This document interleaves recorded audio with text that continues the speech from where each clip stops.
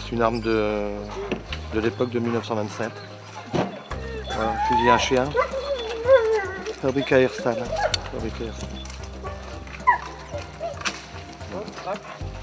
C'est une arme de collection alors. Oui. Donc les traqueurs par ici, les postés de l'autre, s'il vous plaît.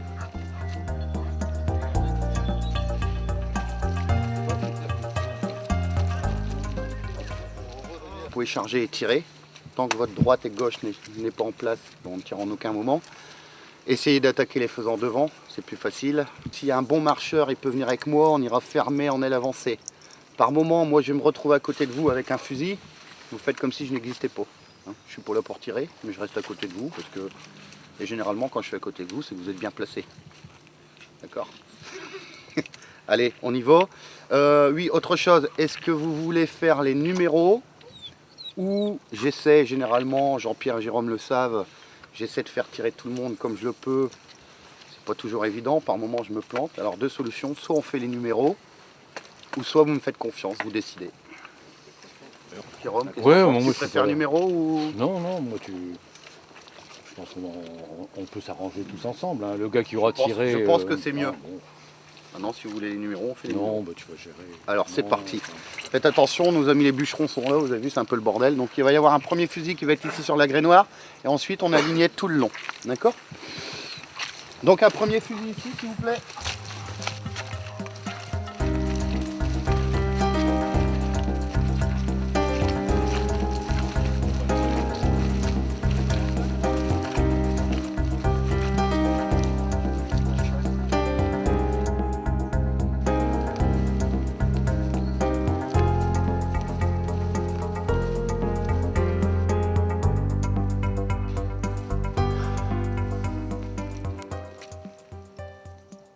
Bien, aujourd'hui nous sommes dans la région de Cambrai pour une chasse aux faisans vénérés de haut vol, type battu à l'anglaise.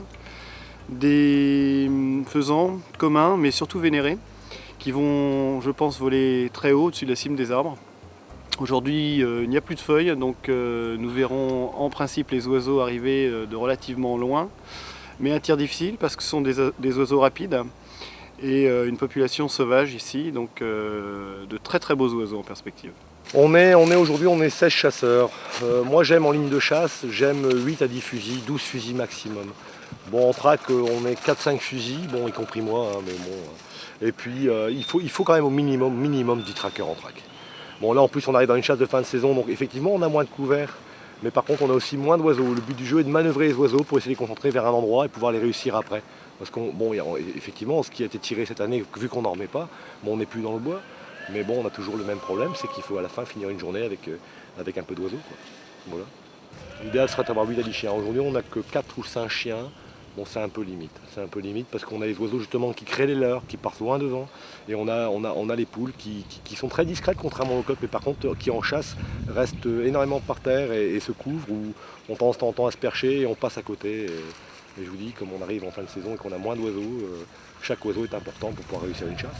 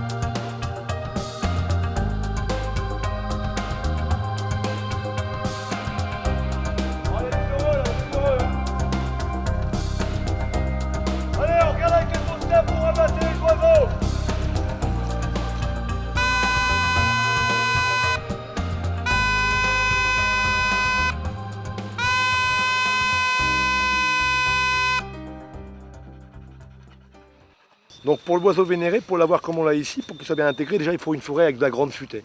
L'art de faire passer les oiseaux très haut, c'est de ne jamais couper le bois de chauffe au-devant des lignes, ce qui force les oiseaux à monter. Ouais, tout de suite. Tout de suite. Alors, par contre, l'oiseau vénéré est un oiseau ingrat, parce que bon, le petit gibier en général, parce qu'il tient compte des prélèvements de nuisibles, il tient compte des maladies, il tient compte de plein de choses, et des prélèvements aussi de bordure. Alors, la grande futée, c'est bien. Alors, l'oiseau ici, là, on le met à l'âge de 8 semaines, tout petit, on n'a aucune volière. Je l'ai créé, moi, sur 200-300 agrès noirs, dans 4 ou 5 hectares, et le plus dur est le premier arrivage. Ensuite, après, on met les autres dedans, ils s'intègrent, qu'ils comprennent que là, on mange et là, on dort. Tout de suite, c'est dans l'oiseau, c'est d'aller coloniser le bois complet. Donc après, il colonise le bois, et ce qui permet que les oiseaux sont assez répartis. Parti sur le territoire. Voilà. Par contre, alors pour posséder des queues, ça, on tombe sur un oiseau de l'année. Alors Comment tu fais la différence entre un oiseau de l'année et un oiseau qui soit plus vieux grâce à l'ergot? Grâce à l'ergot, uniquement grâce à D'accord. l'ergot, voilà. Donc en fin de compte, l'oiseau d'un an ici, il arrive à nous créer des queues en milieu de saison de 80 cm, en fin de saison 1,10 m. Mais par contre, parce qu'il n'y a aucune volière, donc il n'y a pas de piquetage entre eux, Entre eux, ouais, ce qui bien permet sûr. de développer facilement les queues. Le gros inconvénient aussi de cet oiseau, c'est que cette année, quand on a une année pluvieuse comme ici, automatiquement ça nuit un peu sur les queues. C'est logique. Ce qui nuit pas du tout à la qualité de Non, l'enfant. non, on a vu, ça passe très haut sur la ligne. Voilà. Et ce sont de vraiment, vraiment magnifiques oiseaux. Alors ce qui est plaisant, quand on voit les oiseaux, on les voit souvent quand on se promène dans les allées, les coqs sont autour de nous, pas trop effrayés. Par contre, lorsque l'on chasse, c'est eux, qu'on est en chasse, c'est eux qui créent le spectacle. Et les poules qui sont très discrètes, elles par contre vont facilement à se percher. Par contre, lorsqu'elles ont la chance de voler, elles sont super. On les a vus voler, c'est vrai qu'on les entend pas du tout arriver par rapport aux coqs. Oui. Elles sont très discrètes et elles volent, mais alors largement au-dessus de la cime des arbres. C'est un spectacle Très merveilleux. bel oiseau. Merveilleux. Ah ouais, vraiment, Voilà. vraiment, très très joli. Allez, on va passer une autre. Tout est ramassé à gauche. Ouais, j'ai tout pris. On va entendu.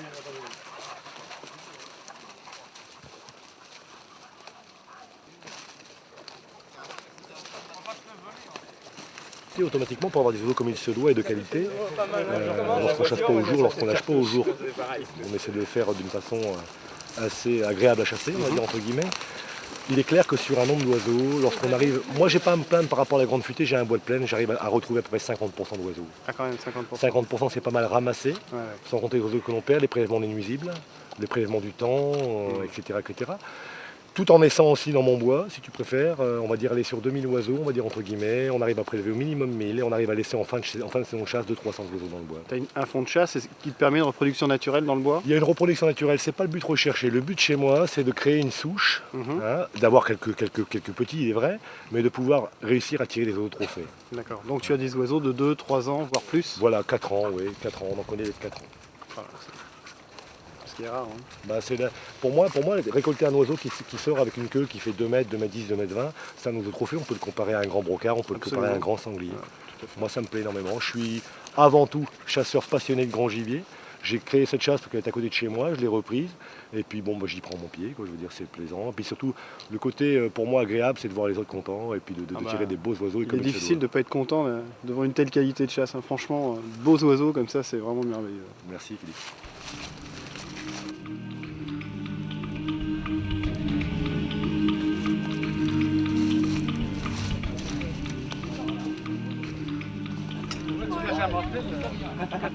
Beaucoup d'oiseaux.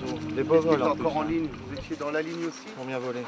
C'est difficile d'en abattre un, à la limite, que tu les manques complètement ou que tu le tues, ça fait plaisir parce qu'on a la chance de pouvoir tirer une paire de cartouches, c'est vrai que c'est pas évident. Et ils sont surprenants lorsqu'il est complètement de soi, parce qu'ils nous ont vite pris 20 ou 30 mètres. Hein, c'est marrant. Ils montent vite trop. Ils montent vite haut. Ouais. Et après ils prennent les arbres, ils prennent la cime des arbres, Ouais. ils taillent devant. Et ils tombent C'est ça qui est joli. jusqu'à la ligne.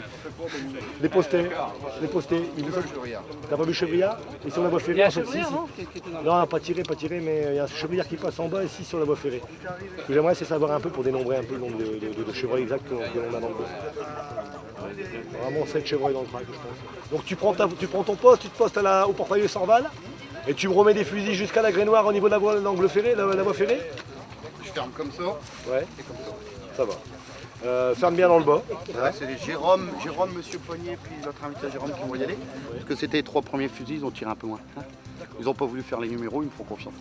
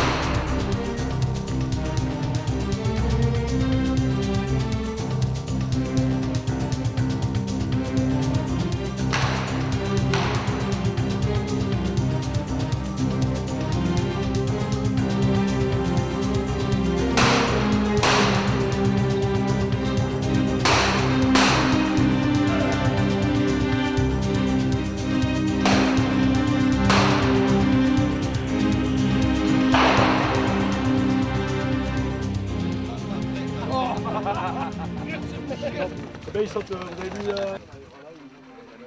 En fin de compte, lorsque on reçoit les faisans, les créances, on les met sur 5 ou 6 hectares, on essaie de les cantonner au même endroit. Et en fin de compte, on a ce genre de baril que moi j'ai récupéré, qui permet de mettre 50 à 70 kg dedans, que j'ai mis sur 3 pieds. Et on y met un tube en PVC en dessous, au départ, avec une équelle. Donc en fin de compte, les faisans d'eau à 8 semaines, ils sont encore sous granulés. Donc on les pose sous granulés. Et puis après, ce que je fais, c'est que 1 sur 2, je les passe à base de tétine, c'est quelque chose qui est bien fait, qu'on s'est trouvé maintenant dans tout commerce. En fin de compte, on y met au niveau du blé, un peu d'or, ils tapent dedans et le blé tombe comme ça leur permet de se nourrir. Donc au niveau alimentation, tu mets uniquement blé? Non, on démarre au granulé au départ. Pendant combien de semaines? Encore quand ils ont 8 semaines jusqu'à l'âge de 12 semaines. Il n'est pas mauvais de temps en temps d'en remettre un peu, surtout à base d'antibiotiques, exprès pour les traiter. Et donc, une fois qu'ils sont sur le granulé, on les met sur blé. Après, c'est terminé. Et, par contre, j'y joins quelques pois que j'agrène en linéaire. Un peu de maïs, un peu de... Et dans le bois, c'est quoi? C'est un bois, je vois qu'il n'y a pas beaucoup de chênes. Donc ils se nourrissent de... Bon, ils ont pas de glands, ils n'ont pas de faine. Ils ont des chênes, parce qu'il y a des parties un peu meilleures que d'autres. Enfin, c'est assez divers en termes de sylviculture. Et bon, ils mangent un peu de verre, ils mangent un peu de tout, quoi, on les voit. Ils s'ensauvagent très vite, finalement. Oui. En fin de compte, ils ont un état, on va dire, semi-sauvage. Très bien. Voilà. Ça, c'est un oiseau qui, par chance, a été retrouvé par mon chien. Bon, l'oiseau vénéré est un oiseau qui vole fort. Lorsque je demande de tirer du bon plomb, c'est quand même assez important parce qu'il est très costaud. Bon, là, en l'occurrence, il a pris un plomb en bout d'aile, donc il aurait été dézélé, et donc le chien vient de le retrouver. C'est une belle poule vénérée que l'on voit là, quoi. Donc, voilà. On te sent amoureux de tes oiseaux. C'est pas difficile d'organiser des chasses et de faire des chasses sur un territoire que tu gères avec de beaux oiseaux comme ça que tu as élevés? C'est toujours assez stressant, angoissant, parce que il est vrai que on chasse, mais moi ça reste une chasse, mais qu'à la fin, au final, il faut toujours un tableau. Alors les gens, moi ce que j'aime, c'est le spectacle, c'est montrer les oiseaux aux gens.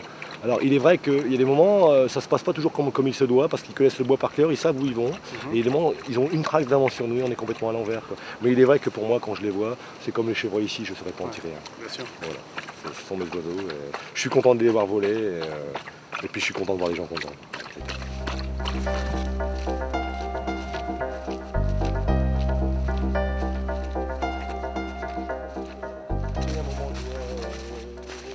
Ici, moi, j'ai comme chien, j'ai un dratard. J'avais auparavant des braques allemands, malheureusement, je les ai perdus. Mais j'ai un dratard que j'ai pris, qui me passionne beaucoup. C'est un chien robuste, qui va à ronce, qui passe bien. C'est important, il quête bien, il prend les arrêts. L'idée, par contre, lorsque l'on chasse ici, beaucoup comme en oiseau de battu, par exemple, n'est pas forcément le chien d'arrêt. On peut se faire plaisir à soi-même au départ. Chien leveur de gibier plutôt. Leveur de gibier plutôt. C'est pour ça que type Springer. Type Springer. C'est pour ça que j'ai démarré un Springer. Ça a l'avantage d'énormément broussailler, de lever chaque oiseau. Mais par contre, lui fait quand même toujours la différence. C'est magnifique. L'âge fait l'expérience de l'âge, comme on dit. Tout à fait. Voilà.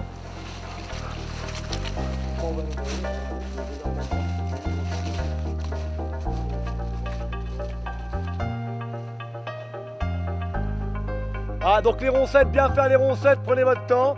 Laissez la gauche par rapport au vent, toujours en aile avancée, Franck. On forme un peu croissant, on redressera vers la fin de la traque pour mettre les oiseaux vers le centre du bois. Ça va? Et on se rallie à chaque rayon.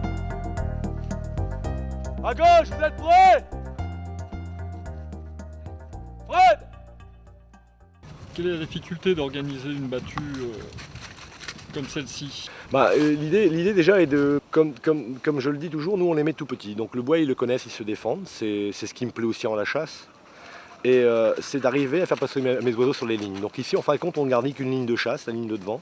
Donc la difficulté dans la manœuvre est déjà de tenir compte. Il faut tenir compte de tous les points, différents points. Le vent, l'ambiance générale qui peut se passer dans le bois ou autour du bois. Et en fin de compte, c'est de manœuvrer, mais sous une forme un peu croissant au départ, afin d'essayer de centrer les oiseaux au centre du bois et au devant de la ligne. Pour à la fin essayer de se redresser, afin que les oiseaux puissent partir en éventail et distribuer aussi chaque posté, parce qu'on est là pour faire plaisir à tout le monde.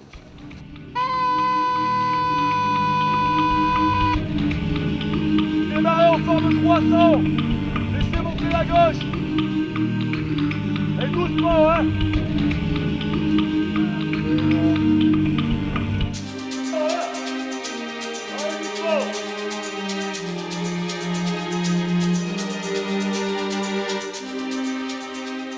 Il faut les remonter par la gauche. Parce que là, ils prennent En fin de compte, on essaie de les prendre de la bordure, essayer de les rentrer vers le centre, mais là on a un vent en fin de compte de sud-ouest-ouest, et ça a tendance à partir vers les plaines, donc les oiseaux. Dans tous les cas, ils rentrent le soir, mais bon, on a aussi quelques petits prélèvements de bordure que j'aimerais éviter, donc c'est une question de manœuvre, c'est pas évident même par rapport aux lignes à cet endroit-là, on fait pas toujours ce qu'on veut. Attention le vent! Allez où? Cherche là! Allez, viens, cherche! Là, cherche! Allez! Les postés remontent!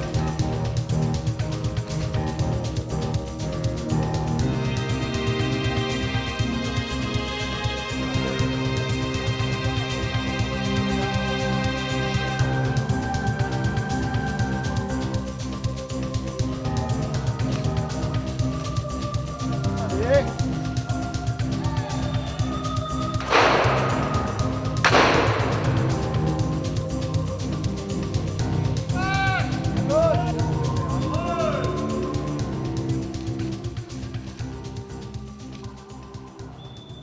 Alors la qualité d'une telle chasse, c'est évidemment de pouvoir passer du poste à la traque comme on le fait maintenant, où on voit beaucoup d'animaux qui partent devant.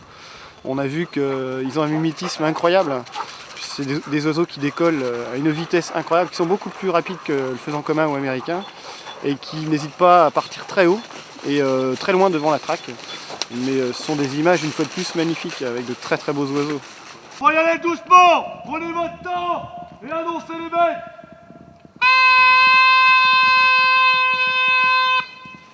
Allez en avant! Ah non, derrière!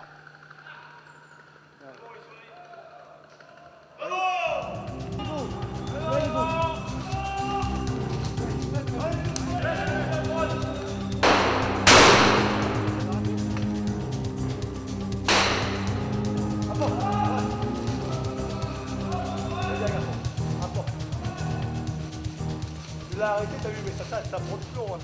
Félicitations. Rapport, garçon. Voilà, donne, c'est bien mon nom. Regardez la qualité de ces oiseaux, c'est assez hallucinant quoi. Ah, comme c'est beau. Par contre, t'as vu, ils acceptent bien le plomb. Hein. Ah, ils prennent le plomb. En fin de saison, Ah, ils sont là. beaux. Je le tire avec du 7 aussi là, parce Ah, que j'avais mis du 7 pour la bécasse, c'est peut-être un peu léger. Ouais, mais bon, c'est vrai que quand tu vois, quand il était bien ouvert comme ça, bien Ouais. vulnérable, bon. Le premier, je mets derrière, mais je le reprends bien au second coup. Ouais, je vois ça. Enfin, bon, félicitations, allez, on va continuer.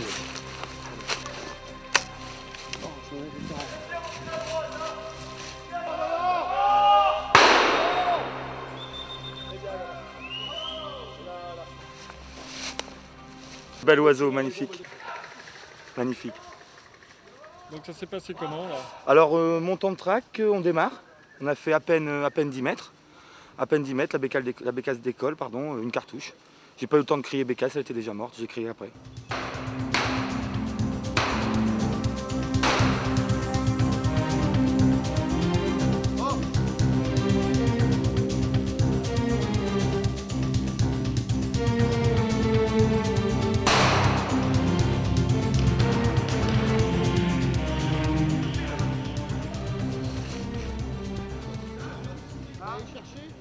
Les oiseaux prennent le vent souvent et passent au-dessus de la cime des arbres.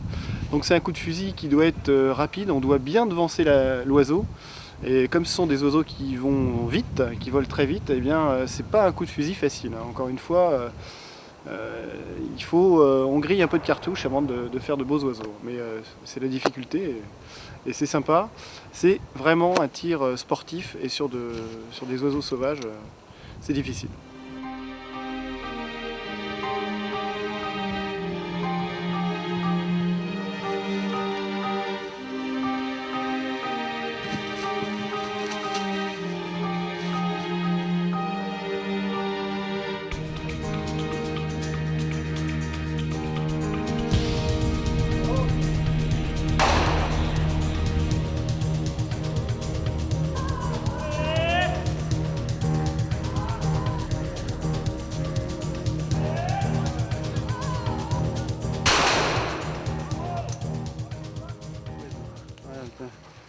Voilà. Belle mort dorée, Ah, superbe oiseau. superbe oiseau. Très joli coup de fusil. Merci. Félicitations, bravo, ça me fait très plaisir. Ah, moi aussi. Tu vois, c'est ça, c'est la multitude de ce que j'aime dans la chasse. C'est que le fait est de ne pas chasser trop souvent, on a la chance de trouver des oiseaux, ça boit de la migration, le fait est de ne pas trop déranger le bois. On arrive à les conserver lorsqu'en plus on a un peu d'hiver comme on a cette année.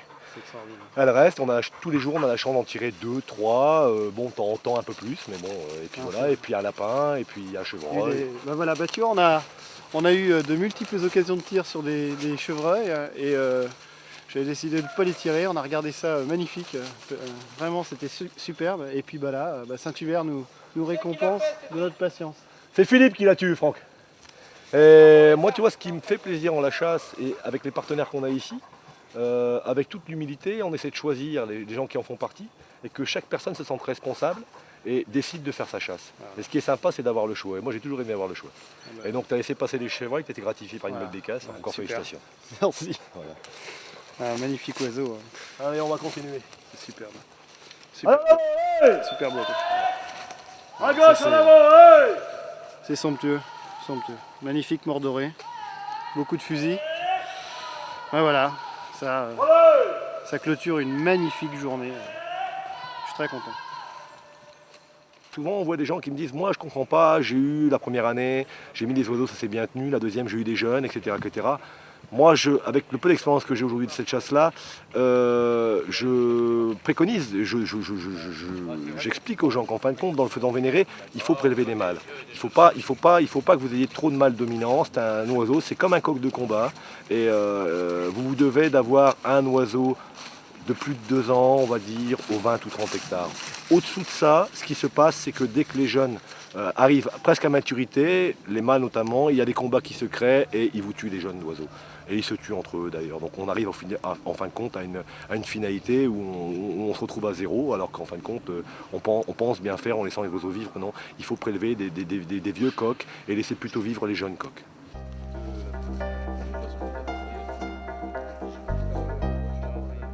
Une belle journée et qui se finit par le tableau que vous connaissez. Je vous remercie tous d'être venus, de votre comportement à la chasse, que ce soit en traque, que ce soit vis-à-vis des postés. On a eu la chance aujourd'hui de tirer 14 poules vénérées, 60 coqs faisans vénérés, un coq commun, 2 bécasses, 2 lapins de Garenne et un pigeon. Donc vous étiez 16 ou 17 fusils, je pense que la journée fut belle. Je tiens à vous remercier et à la prochaine fois.